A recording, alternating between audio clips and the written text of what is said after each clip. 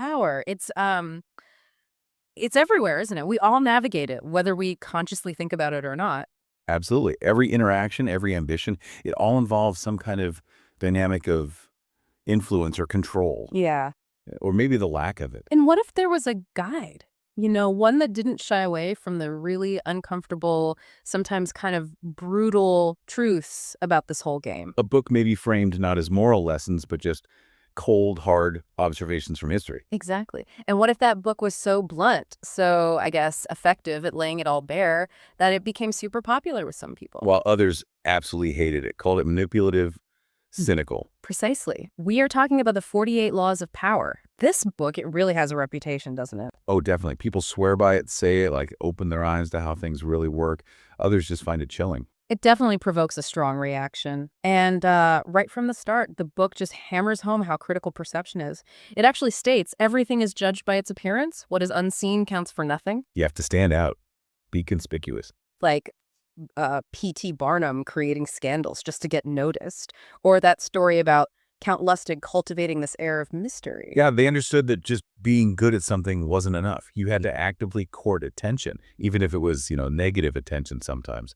The book says, never let yourself get lost in the crowd. It makes sense, though. I mean, in any competitive field, if people don't even notice you, you basically don't exist in their world. It's a fundamental observation, really, about human psychology in a social setting. So for this deep dive, we're going to unpack some of the most talked about, maybe the most debated principles from this, fascinating and sometimes infuriating book. And this is for you, listening, to give you a shortcut, a way to grasp the core ideas that have made it so influential and, controversial. We'll explore what these laws suggest about human nature, about strategy, drawing straight from the historical examples the book uses.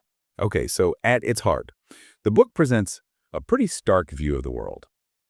It suggests society, especially in places like courts or politics or even modern business, operates like a kind of giant scheming court. A scheming court. Okay. Yeah. And the book's philosophy is basically that trying to opt out of understanding these power dynamics, it doesn't make you more virtuous. It just makes you powerless.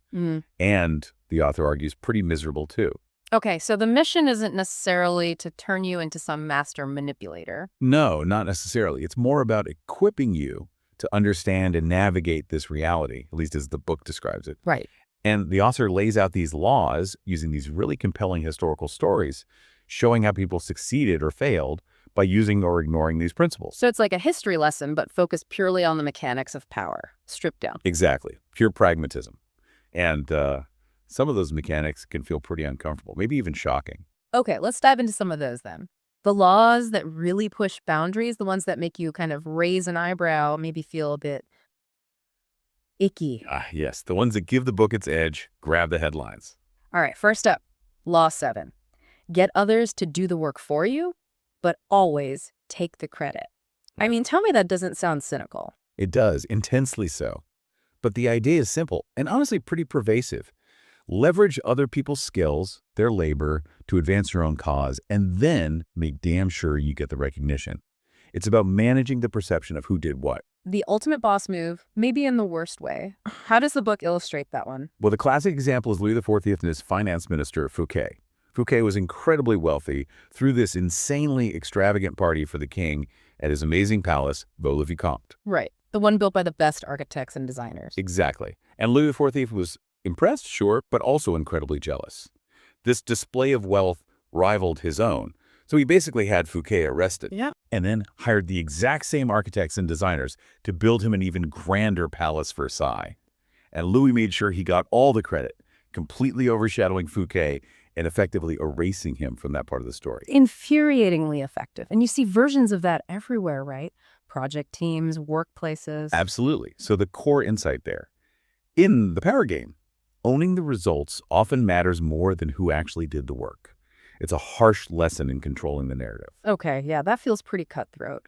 Yeah. What about using something that seems counterintuitive to gain power, like not being deceptive? That brings us nicely to Law 12. Use selective honesty and generosity to disarm your victim. This one's fascinating because, it seems backwards. Why be honest if you're trying to manipulate? Exactly. Why? The book argues that one well-timed act of sincerity or maybe kindness can drop someone's guard way more effectively than just constant deception. It creates this moment of perceived trust that makes later manipulations seem less suspicious. Okay, like laying a trap almost. Kind of. Think about the art dealer Joseph Duveen.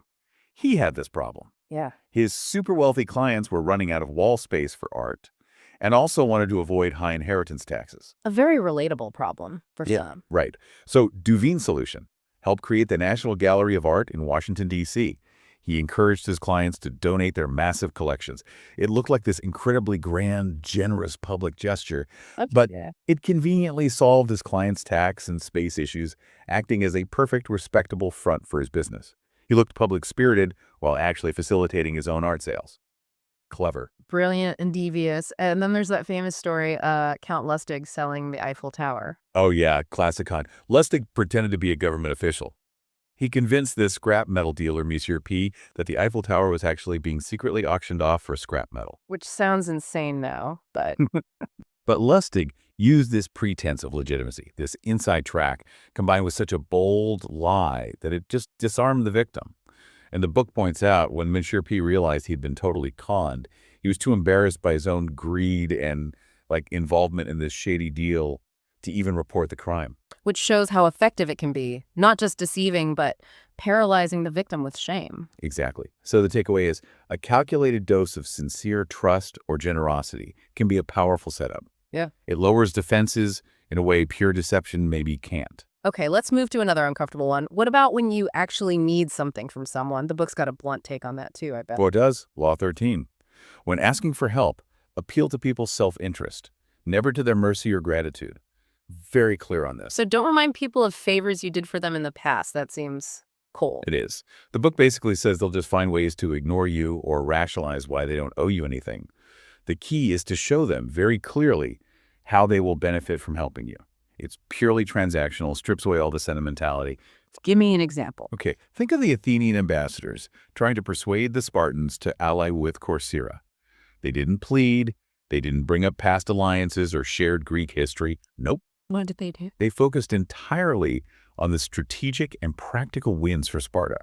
Like, controlling the island's resources means more money for you, Spartans. Siding with us hurts your rival, Corinth. It gives you more political leverage in Greece. And the Spartans went for it. Enthusiastically. Yeah. Because they saw concrete benefits for themselves. And there's that other story, saving Chinese culture under Genghis Khan. Right. Yelu Chutai. He didn't appeal to Genghis Khan's mercy for the people he conquered. That wouldn't work. So what did he appeal to? His greed. He convinced the Khan that keeping the population alive and taxing them regularly would be way more profitable in the long run than just, slaughtering everyone and destroying everything. A different kind of self-interest, but still self-interest. Exactly. It spoke directly to the Khan's primary motivation.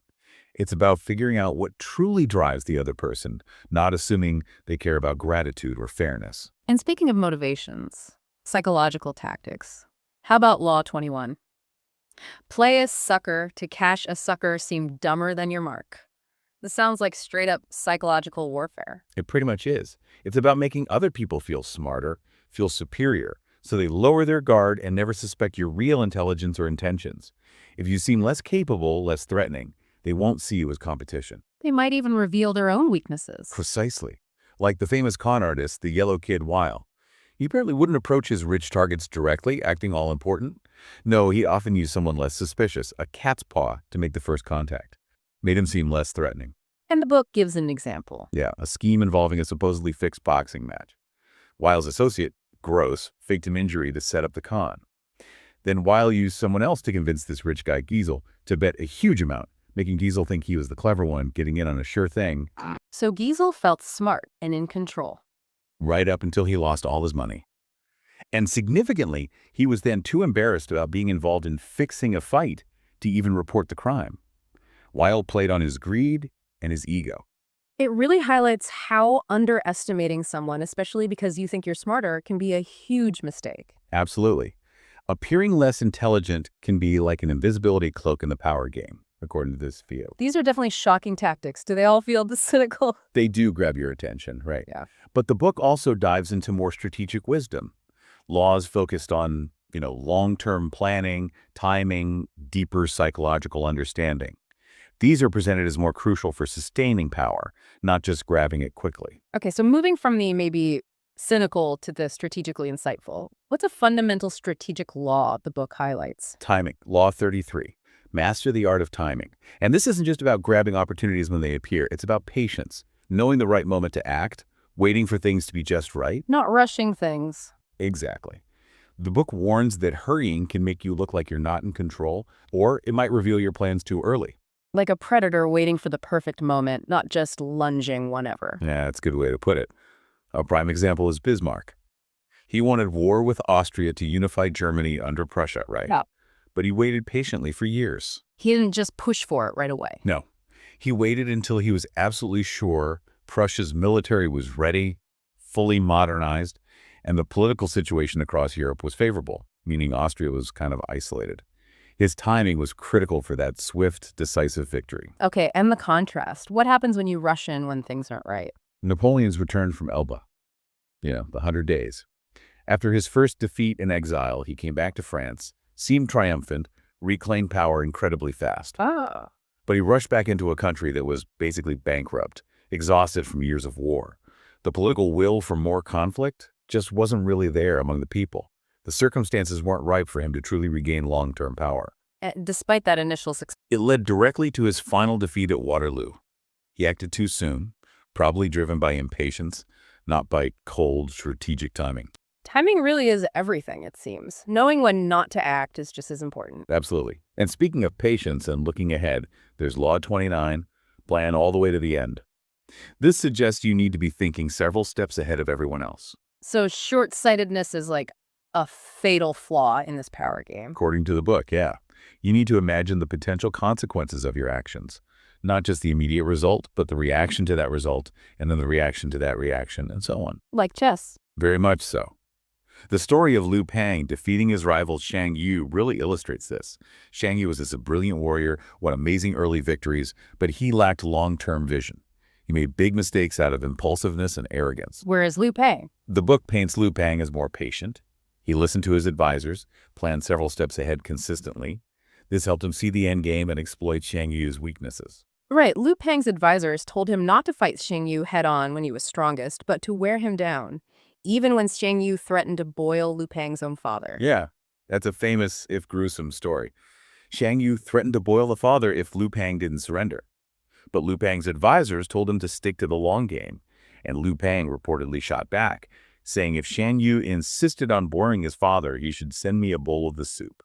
Wow, that's commitment to the plan. It's extreme, but it shows that almost absurd level of patience and strategic foresight that eventually let Liu Pang bait and surround Shang Yu, who just hadn't planned for that kind of outcome. Okay, gruesome but effective strategy based on long-term thinking. What about winning people over without resorting to force or, those cynical manipulations? Law 43.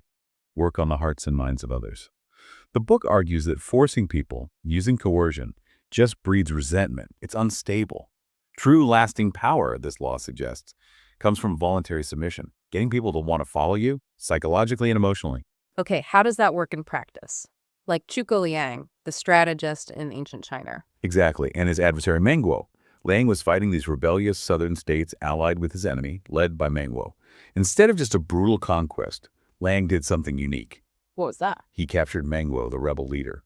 Not once, but 7 times. 7 times. Why keep letting him go? Because each time, instead of killing or punishing him, Liang released him, and apparently treated Meng Guo and his captured soldiers with remarkable generosity and respect. That's really unexpected in warfare. Totally. Liang's goal wasn't just military victory. It was to win Meng Guo's genuine loyalty and end the rebellions for good. By repeatedly showing not just his strategic superiority, capturing him 7 times, but also this unexpected mercy and respect. He broke his will. He gradually broke Meng Guo's will to resist, shamed his army into submission, and eventually won their voluntary loyalty. They weren't forced, they were won over psychologically. That's a powerful idea. Winning loyalty being more effective than just demanding obedience. Absolutely. And maybe one more for this section. Law 44. Disarm and infuriate with the mirror effect. This is a really clever, almost psychological warfare kind of tactic. The mirror effect, like creating a perfect copy of what your opponent is doing. Exactly. Or reflecting their reality back at them. It can confuse them, mock them, trap them, because they end up fighting against themselves, or maybe a distorted version of their own world. It makes them question what's real. Like those con artists again, mirroring legitimacy. Precisely. Yellow Kid Wheel and others would create these incredibly detailed, realistic settings, fake offices, real props, actors making the scams believable. The book says people have an intense desire and need to believe, and their first instinct is to trust a well-worn script. The mirror makes the script feel real. And are there more historical examples? Oh, yeah. The book talks about Fouché, Napoleon's incredibly cunning minister of police. Napoleon spied on everyone, especially Fouché, who he really distrusted. So Fouché mirrored Napoleon's tactics. He used his own spies to spy on Napoleon's spies. Even better, he used a double agent to feed Napoleon false information that seemed to confirm Napoleon's suspicions, but about someone else. So he redirected Napoleon's paranoia. Exactly. Protecting himself by making Napoleon trust information that Fouché himself was actually controlling. It's using someone's own methods and psychology right back at them, forces them to fight a reflection they can't quite understand. These laws, even the strategic ones, feel quite intense. They are. And while some might seem harsh or morally questionable outside the book's specific framework, they do offer this powerful structure for analyzing power dynamics, for understanding why some historical figures succeeded and others failed. They push you to look beyond just the surface appearances. And speaking of looking beyond appearances, some laws get even more nuanced, right? Maybe counterintuitive, suggesting the game has even more subtle layers. Indeed. They move beyond basic strategy into more advanced psychological ground, often dealing with, like, the unexpected results of success or maybe the power of not acting. Like Law 36. Disdain things you cannot have, ignoring them is the best revenge. That feels counterintuitive. Wouldn't you want to fight for something you can't get? According to this law, no. Showing desire for something you can't have just makes you look weak, needy. It validates the other side's power over you. But ignoring it, that denies it importance. How is that revenge? Because it highlights the other side's inability to actually affect you or get what they want from you, like your submission or your suffering. You deny them the satisfaction. The book uses Pancho Villa for this one, right? After the U.S. military couldn't catch him. Yes. After that huge U.S. military expedition led by General Pershing failed to capture him in Mexico, Villa didn't really acknowledge the pursuit as a major threat in his public communications.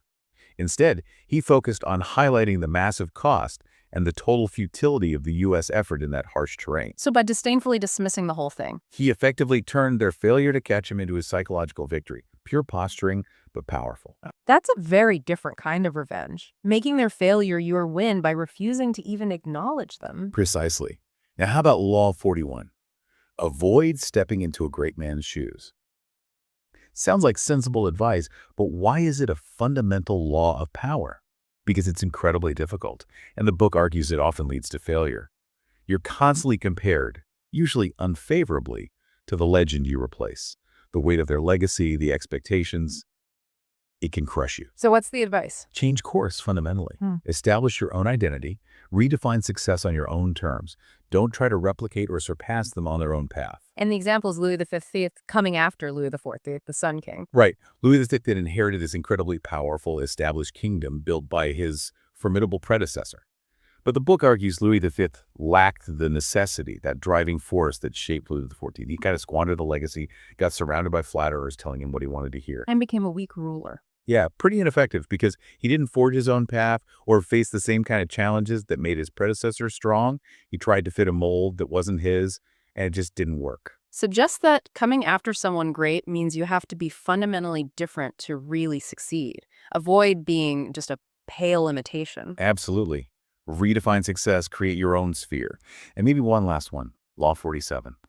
Do not go past the mark you aimed for. In victory, learn when to stop. This is about the danger of success itself. Like winning too much or getting arrogant after a victory. Yes, exactly. The book warns that arrogance and overconfidence after winning can push you too far. You might overextend your resources, get careless, or crucially, create way more enemies than you can handle by totally destroying opponents or being overly vindictive. The momentum of success blinds you. It can. Think of Cyrus the Great. Brilliant conqueror, built the massive Persian Empire, huge victories, expanded across vast territories. But he pushed too far. But he pushed too far east, into the desert, launched a campaign that ultimately led to his death. He didn't know when to stop expanding and just consolidate his incredible gains. Whereas Madame de Pompadour, Louis XV's mistress, is used as an example of knowing when to stop in the court. Yeah, she navigated that treacherous social and political world of the French court for years. She kept her influence not by crushing rivals completely after she'd won a round, but by knowing when to stop pushing her luck. She understood that total victory just creates new, vengeful enemies. Exactly. She knew how to secure her position without overreaching or creating unnecessary opposition. She understood that delicate balance. And the book even mentions that a lot of these laws have reversals, right? Situations where the opposite advice actually applies. It does. Like, selective honesty won't work if you already have a reputation for deceit. That's the Law 12 reversal. Or sometimes you absolutely must completely crush a defeated enemy if leaving any part of them intact is dangerous. The Law 47 reversal. Which adds layers of complexity. It's not just a simple checklist. It needs judgment, context. Psychology, yeah. It's a framework for thinking, not just a set of instructions. Okay, so we've covered some of the most provocative and also the most strategic laws from the book, using its own historical examples. But why should you, the listener, really spend time understanding these tactics, especially the ones that seem so cynical?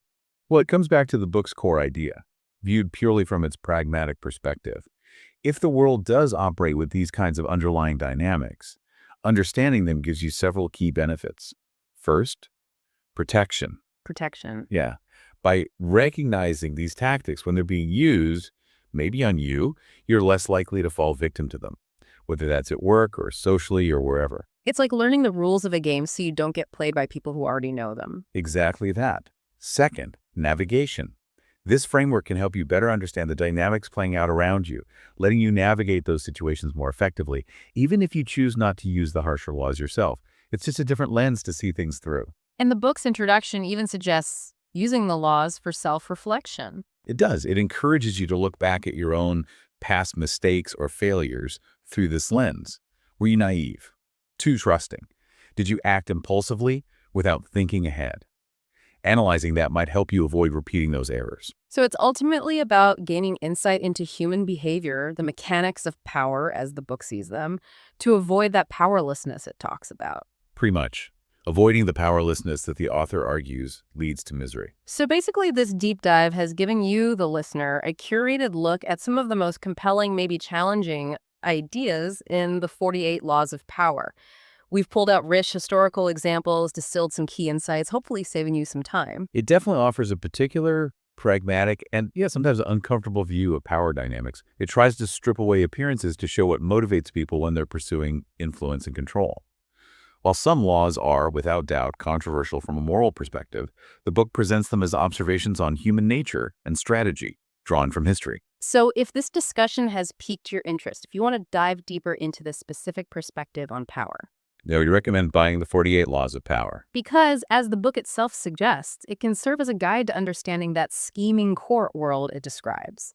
It might help you analyze your own past mistakes to break negative patterns. It claims to teach you how to play with appearances, and ultimately, it presents itself as a tool to gain insight and, perhaps, avoid the powerlessness that the author argues leads to misery. Right. So here's something to maybe ponder as you go about your day. If the world truly operates like that giant court the book describes, where appearances are everything and self-interest often reigns supreme, can you really afford not to understand the rules of that game, even if you ultimately choose not to play by all of them?